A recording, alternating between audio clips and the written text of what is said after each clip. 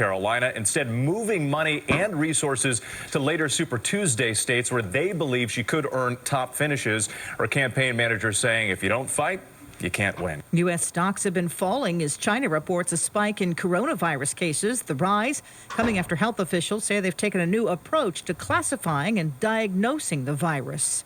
A cruise ship with infected passengers is docked in Yokohama, Japan, and now another cruise ship stranded at sea for 2 weeks is docked in Cambodia.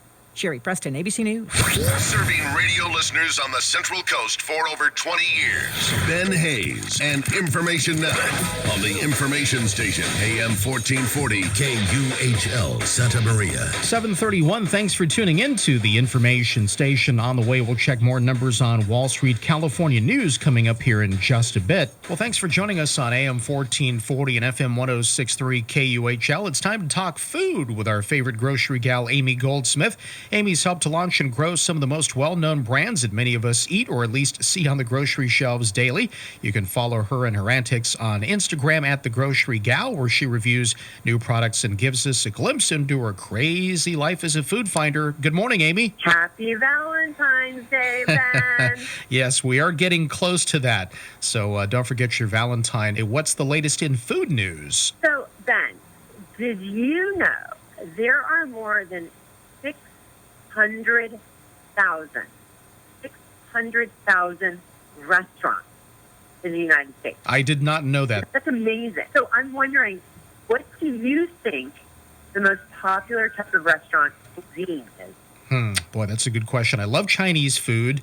I love Mexican food. I don't know. Tell us, what is the most popular? In a recent study, 61% of Americans eat Italian most often. Oh, okay. There's a lot of good food with Italian food, yeah. Yeah, and then half eat Mexican, and then about a third eat Chinese. But this is a recent study, but what I find most interesting about this study, and it was collated from American citizens who had opted into sharing their Google location history, is that cities that appear to be the capitals, like there are capitals of specific cuisine. So I want to ask you this. What do you think the most popular cuisine is in, let's say, Southern California, Central Coast, Southern California, Los Angeles area? What do you think the most popular cuisine is? And by the way, I got this one wrong. All right. Well, I'm probably going to get it wrong, too. But I would think, I was kind of thinking about this a little bit, but is it like health food, maybe around that kind of type food? That's such an interesting answer. No, you're wrong. But I thought it was going to be Mexican. It just seemed obvious to me that it was Mexican. Mm-hmm. Like, I don't know, it seemed like a no-brainer, and I would have lost my life savings. I just want you to know that. I would have been all in, and it would have been ugly. It's actually Thai food. Oh, really? Yeah. But there's some other cuisine capitals. So, for example, in D.C., it's burger joints. In Indianapolis, it's steakhouses. In Detroit, it's pizza. Actually, in San Antonio, Texas, it's Mexican, and Chinese in New York, which isn't that crazy, and Memphis is barbecue. So these are fun. They're fun facts. Yeah. But what this all tells me is that restaurants are still hot, and even when people are really watching their dollar and things are more expensive and inflation is real, it also tells me convenience is key, and like people are willing to pay for it. And what's really interesting is, we're Xers, you and I are Gen Xers, and if we look behind us, millennials are right there. 80% of millennials are willing to pay for experience. They're willing to pay for an experience, but not stuff. And as a result, we're starting to see this in terms of supermarkets and what we're calling grocerants. Are you familiar with this term? Grocerants I have not heard of before. What the heck is a grocerant? What's a grocerant? Exactly. Well, it's part grocery and part restaurant. And it really gives the quality of a restaurant and the convenience of a store. So most groceries exist as like a cafe within a grocery store. So you're getting a quick and easy meal along with being able to like pick up your shopping and do some general grocery, shopping. So, but it's really revolutionizing how we shop. And again, people are looking toward the future and they want to cater to these millennials, and the millennials want experiences, and they're willing to go and get ingredients and have people over at their home and make a meal as opposed to, maybe just going to a restaurant or going, spending money on a car or even a house. They really want some sort of experience. And so these are what restaurants are doing, and they're calling it dinertainment. So it's increasing expectations around grocery shopping and looking at food like as a whole. I was going to say that's pretty interesting, but I guess it's kind of the trend. When people go out shopping, maybe they want to stop for a coffee or something like that. So that's interesting. Yeah. So let's look at Whole Foods. So Whole Foods is known for its health groceries, as you mentioned earlier about healthy eating. But what they found actual success in is expanding their prepared food section. And they incorporate a variety of ready-to-eat meals and in-store dining areas, actually, and even cafes, depending on what the footprint and the size of the Whole Foods is. So they have an immense prepared food service, and it's made-to-order sandwiches, hot pizzas, sushi, a hot bar, salad bar, pre-made sandwiches, and more. So many of the larger stores are featuring these in-store cafes. You may want to call it a restaurant. And that has brought in daily commuters and afternoon shoppers looking for the pick-me-up. And people are doing meetings there, and they're doing their lunch breaks there, and they're going there to dine and then run an errand. And they're sort of like killing two birds with one stone. And now actually at Whole Foods Market, they're starting separate checkout lines dedicated to these restaurants. Oh, interesting. We're speaking to Grocery Gal Amy Goldsmith. We're talking about restaurants and getting you all set for Valentine's Day.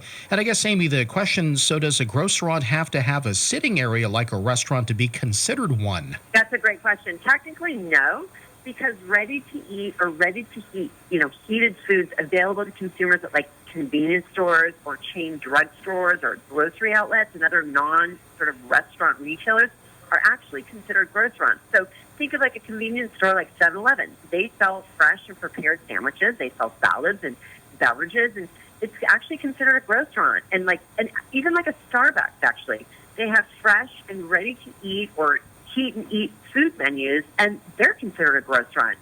And by the way, you may not think of a Walgreens or a CVS as a food destination, yet Walgreens can call themselves a grocerant because some of them are selling fresh soft-serve yogurt, and they have coffee and sushi at some of the selected stores. So technically, they are restaurants.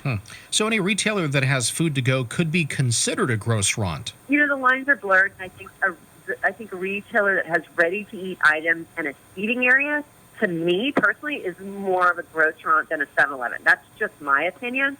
I mean, technically, you could go to Whole Foods and have a lovely dinner instead of a restaurant.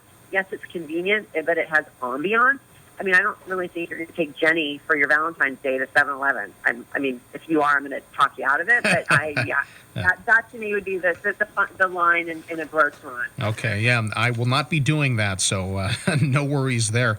But it is interesting because restaurants are so expensive on Valentine's Day, so a grocerant like Whole Foods would be maybe more reasonably priced, one might think. Yeah, I mean, yes, technically it probably is. And you're right, Ben. It's just so expensive, and it's ridiculous. And quite honestly, it's classic supply and demand.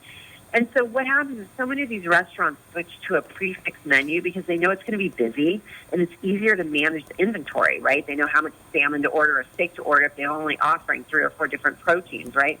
But at the same time, they can get a premium for this. So I get why people don't like Valentine's Day. I mean, there's a lot of pressure with the cost of items, the right gift, et cetera. But I'm here to tell you it doesn't have to be this way, right? It's just a great opportunity to tell people that you care about them. And it doesn't matter how much you're spending. Again, I'm gonna pull from the millennial page. More of an experience. Go to the market, get stuff cooked together, and just spend time together. I love it. All right, Grocery Gal Amy Goldsmith joining us here on KUHL. People rather stay home than go to a restaurant, so maybe a grocerant could be the way to go. It could be. Absolutely, it could be. I mean, yeah. So, I mean, look, it's always convenient to go to a grocerant because you're able to have a nice dining experience, assuming the grocerant's great, and you can get stuff done, and it's a reasonable price, and it's going to be good. All right, good stuff. And by the way, in case you didn't know, it's Valentine's Day every Sunday night in grocery stores. So what does that mean for us? Yeah. On to my little secret. So it's singles night in grocery stores on Sunday night, right? So here's the deal. Families are home getting kids ready for school for the week and, kind of winding down the weekend. But single people have been running around all weekend partying and doing whatever, and now they need to go to the store and get their stuff for the week. And so it's grocery time. So it's sort of an unwritten rule that Sunday night is sort of single night. So if you're single and ready to mingle, start doing your grocery shopping on a Sunday night. It's kind of amazing. And I've had a few carts crash into me on a Sunday night when I was running in to get last-minute lunch items for the kids, and totally forgetting. And, you know, you're going to open the freezer door, and another hand's like, hello, honey. You know, it's singles night on Sunday night. So, you know, every Sunday could be Valentine's Day in the grocery store. All right, that puts it in perspective. All right, some good information here talking about grocerants there. Grocery Gal Amy Goldsmith. And by the way, you can follow her and her antics on Instagram at The Grocery Gal, where she reviews new products and gives us a glimpse into her crazy life as a food finder. Amy, I want to wish you and your family a happy Valentine's Day, and hopefully we'll catch up next week. Absolutely. Happy Valentine's Day to you, to Jenny, to the listeners. I love doing this. All right, 741. Don't forget birthdays and anniversary wishes. 928-1440 is my number. Crazy Country has Stagecoach tickets, and we're giving a pair away at New Frontiers Market. Come to New Frontiers Market in Solvang and register to win. The ticket box is located on the sushi counter. Fill out a form, and we'll have the drawing March 15th. Stagecoach is April 24th to the 26th. The winning passes include 2 wristbands